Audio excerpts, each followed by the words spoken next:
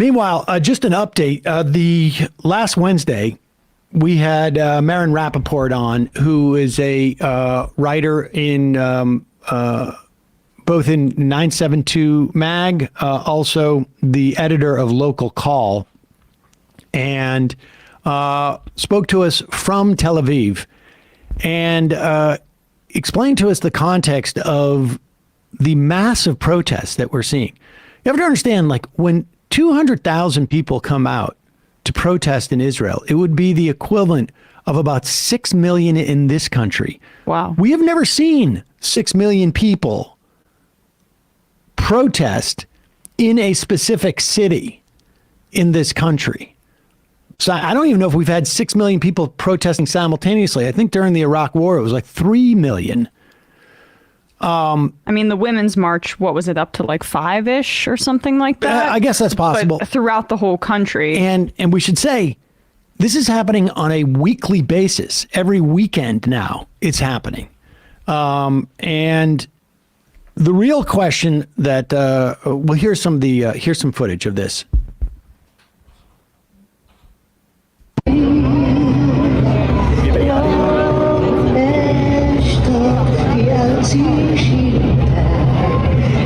There, you have people dressed in the handmade tail outfits. They get all our Netflix there. And the monoculture. Now, the interesting thing is, of course, their concern is not fundamentalist Christianity. It is fundamental Judaism. And just to recap what Marin Rappaport told us, basically, we have a government over there in Israel now where you have a rock solid sort of coalition between the ethno-nationalists and the religious fundamentalists. And they don't really, they don't have too many points of contention between the two of them. Let's put it that way. That overlap is pretty seamless. There's a really healthy dose of racism that really, in many ways, is essential to both of those ideologies.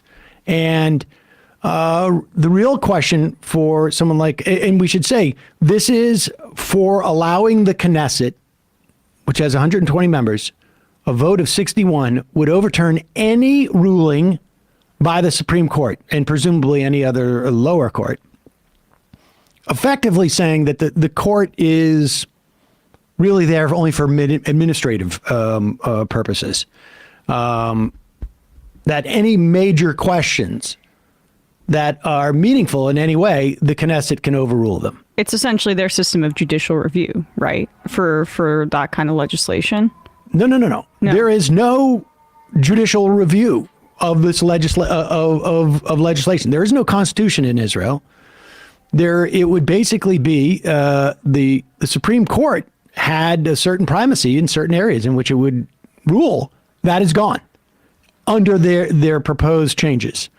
And the big question for Rappaport is, will these center-right, center-left, liberal-left Israelis who have perceived themselves as a minority within Israel begin to understand that they're actually a majority if they realize that this is an extension of the apartheid and second-class citizenry and lack of democracy that has been afforded to Palestinians and Arab Israelis.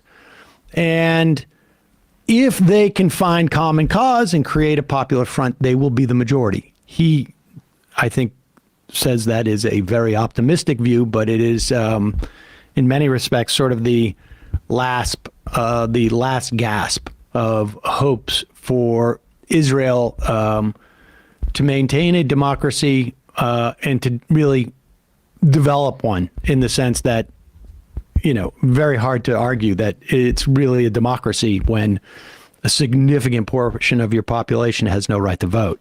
I mean,